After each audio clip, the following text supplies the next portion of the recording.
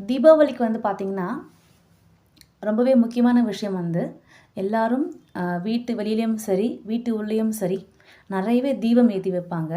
அதை பார்க்குறதுக்கு வந்து பார்த்திங்கன்னா ரொம்பவே அழகாக இருக்கும். ஆனால் தீபாவளி முடிஞ்சதுக்கப்புறம் அந்த விளக்கெல்லாம் வந்து க்ளீன் பண்ணுறது எவ்வளோ கஷ்டங்கிறது வீட்டில் இருக்க எல்லா லேடிஸ்க்குமே தெரியும். பாருங்கள், இந்த தீபம் வந்து ஃபஸ்ட் டைம் யூஸ் பண்ணதுக்கப்புறம் எண்ணெய் பசையோட எவ்வளவு அழுக்காக இருக்குதுன்னு பாருங்கள்.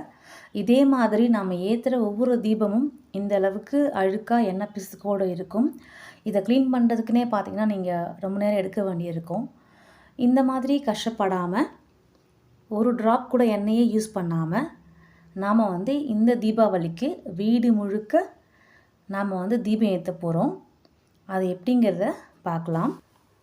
தீபாவளிக்கு வந்து பார்த்திங்கன்னா நிறைய பேர் வந்து மண்ணில் செஞ்ச அகல் விளக்கும் வாங்கி யூஸ் பண்ணுவாங்க.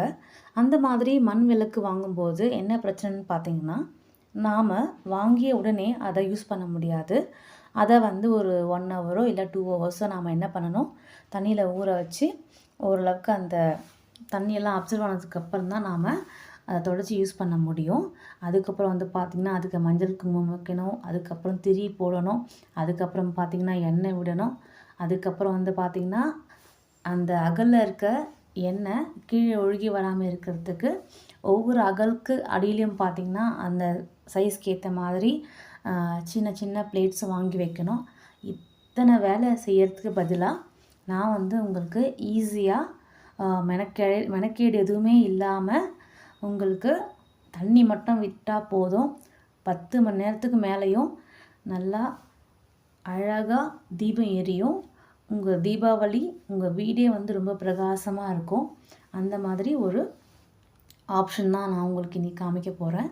இப்போ பாருங்கள், இந்த விளக்கு பார்த்தீங்க இல்லையா, இது வந்து அகல் விளக்கு கிடையாது. இது வந்து ஒரு பிளாஸ்டிக் விளக்கு.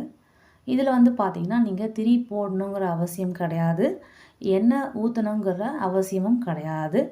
இதுக்கு வந்து பார்த்திங்கன்னா நீங்கள் ஜஸ்ட் ஒரு ஸ்பூன் தண்ணி மட்டும் விட்டால் போதும். அந்த தண்ணியே உங்களுக்கு 10 மணி நேரத்துக்கு மேலே இந்த தீபத்தை அழகாக உங்கள் வீடு முழுக்க எரிய வைக்க முடியும்.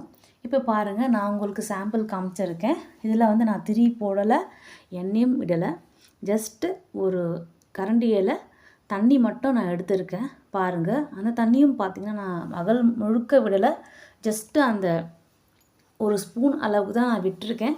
அதுக்கே வந்து பார்த்திங்கன்னா பாருங்கள், உங்களுக்கு அந்த ரியல் விளக்கை விட அழகாக உங்களுக்கு வந்து அந்த பிரகாசம்